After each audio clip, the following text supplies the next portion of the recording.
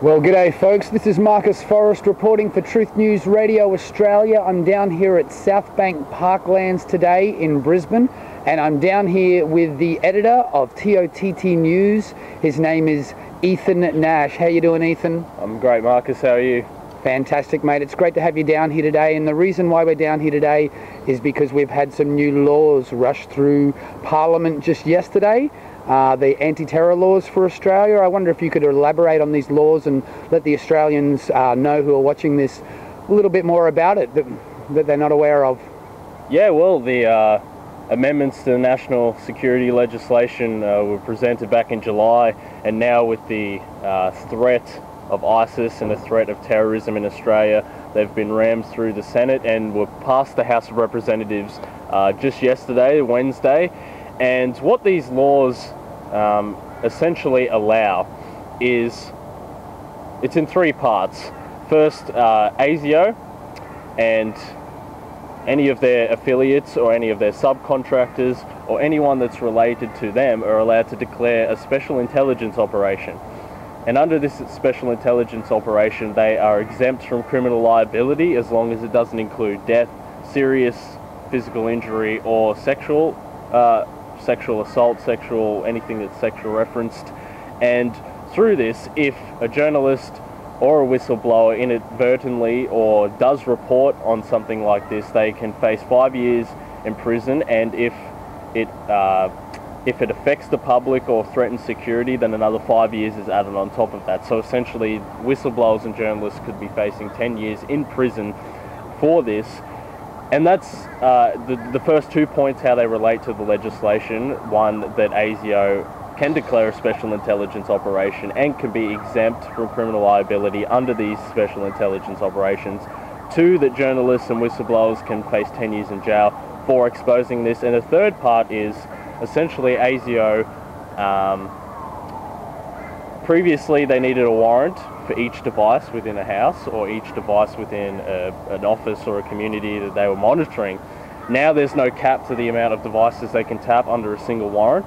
So if they have a warrant on an individual, they can then tap as many devices in their entire life as they want to monitor them.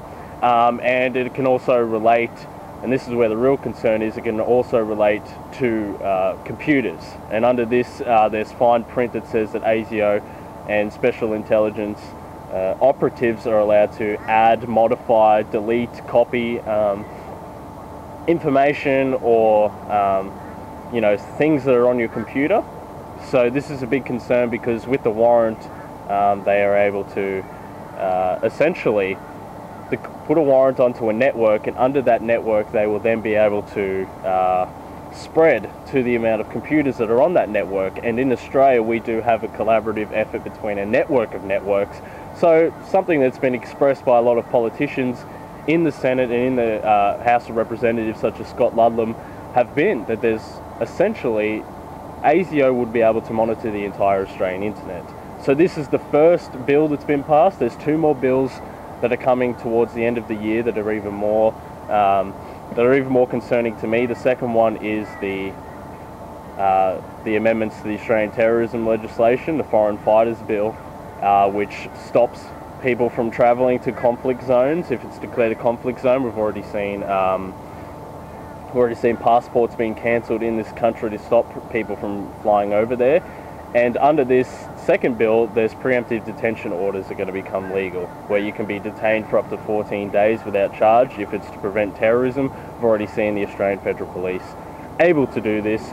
So the second legislation is pretty much to stop people going from overseas and to arrest people here domestically if to prevent terrorism. And the third and final one is the Data Retention Act. And on TOTTnews.com we've been following this for the past 2 years. We thought it was dead and buried, but as expected, it has arisen again, where the government and intelligence agencies can store your information for up to 2 years.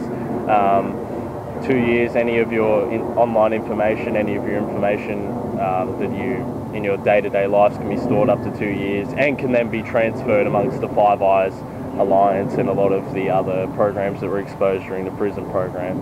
So there's a lot going on in this country, Marcus, and Australians definitely need to be concerned about this because our freedoms are slowly being eroded on a day-to-day basis. Well, very well said. I think we were mentioning earlier that it's interesting that these new laws are pushed through right between our two grand finals in our two major sports, the AFL and the NRL. Australians are out partying, having fun. They're not really paying attention at the moment. What are your thoughts on this? Well, it's definitely interesting, isn't it? You mentioned beforehand the National Defence Authorization Act in the United States, how President Obama passed that on New Year's Eve. And it seems that some of the most important legislation or some of the most important actions are always taken when no one's paying attention or when the public is diverted to a so-called more important issue or an issue that's more socially accepted. And that also resonates to the Senate and the House of Representatives. Most of the Senate votes for most of these important bills are done during the early hours of the morning, where a lot of senators and a lot of representatives are in bed and don't want to get up to come and vote for it, so they easily slip through. And I think that this is a calculated plan. You can see that they've had this plan for a while. In my estimation, they've planned to have these laws passed between the AFL and the NRL grand final. A lot of people that I've spoken to have no idea about these laws, but do know everything about the grand final that's happening, which is very concerning. So I think it's very interesting that they would pass it at this time, but as I said, it seems like it's been calculated like this to slip these through when nobody's watching and when attention is diverted from the real issues in this country. Fantastic. And so just in summarising, what sort of message do you want to send out to the Australians sitting at home that probably have no idea of their freedoms being eroded every day? What do you have to say to them? Yep. Well, obviously, today I've only covered, in this video, I've only covered essentially the basics of the legislation. I'd encourage everyone out there to do your research, look at articles that have been released within the last 2 weeks, piece together the propaganda, piece together what has been, the events that have been occurring within this country, and just look, because we're in trouble. We're in trouble with these laws. We are in trouble because it stops the freedom of the press dead within its tracks. Journalists and whistleblowers, which is the most important thing. A free democracy should be based on journalists not being afraid to be thrown in prison for 10 years for exposing wrongdoings.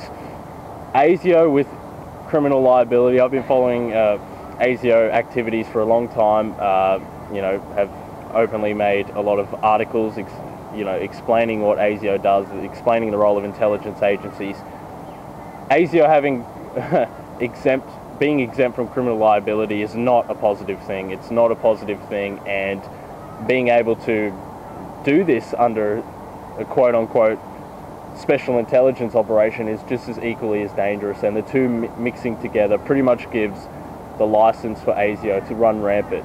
And when our freedoms are taken away, as history has shown, tyranny is able to then reign upon us, and that's what we don't want. We don't want the freedoms that we love in this country, the freedoms that we do have left in this country, to be taken away from us so easily.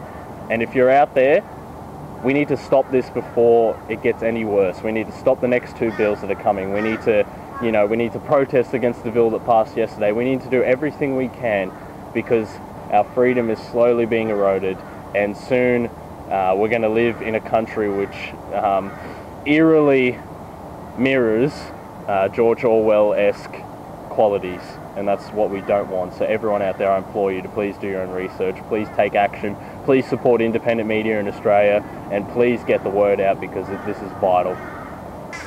So Ethan, we just wanted to ask you your thoughts on David Cameron's speech just the other day. We've all caught it on YouTube, and he had some interesting things to say. What were your thoughts on that?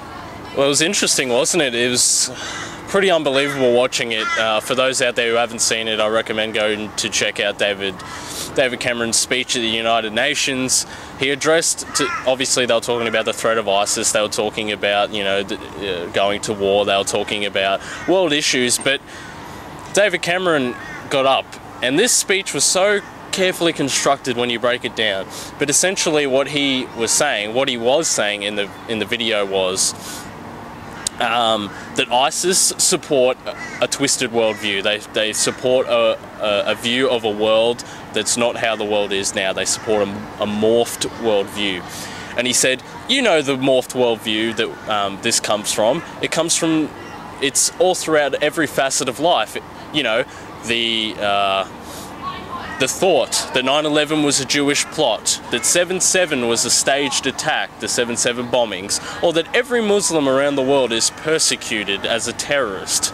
He said that this form of non-violent extremism needs to stop, and it's just as bad as the physical extremism, because people that think a certain way like this are people that support a different worldview, that support, you know, that hey, things aren't supposed to be like this, and that's exactly the type of world that ISIS and their ideologies prosper in.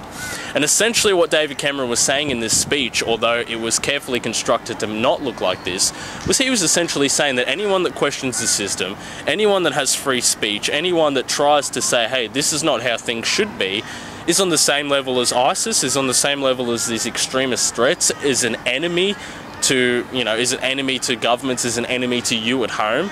And to me, watching this, it was unbelievable. And he started talking about ISIS, saying, would you allow the Ku Klux Klan to recruit at university campuses? Would you allow the Ku Klux Klan? And this speech was so carefully constructed that from the beginning, he plays on people's fears. He plays on people's fears so they're not thinking rationally, that they are thinking out of fear, and they react out of fear based on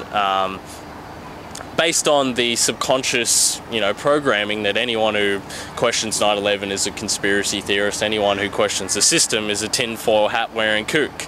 So he's put that straight from the start. He's referenced it to ISIS to invoke the fear, and then he's tied the two together in a cunning way where he's essentially saying that anyone who questions the system is in the same boat as ISIS, but he didn't make it sound like that. And it was just mind-baffling watching it, because to me, I thought, you know, this is it. They're actually going to start coming for us now. They're going to start targeting us. They're going to start censoring us now. He's on a world stage saying this, and they're using this as an excuse to try and crack down on anyone who questions the system. And I think, you know, me and you, anyone at home, we should all be very, very concerned about this, Marcus.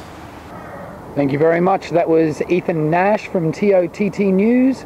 My name's Marcus Forrest for Truth News Radio Australia.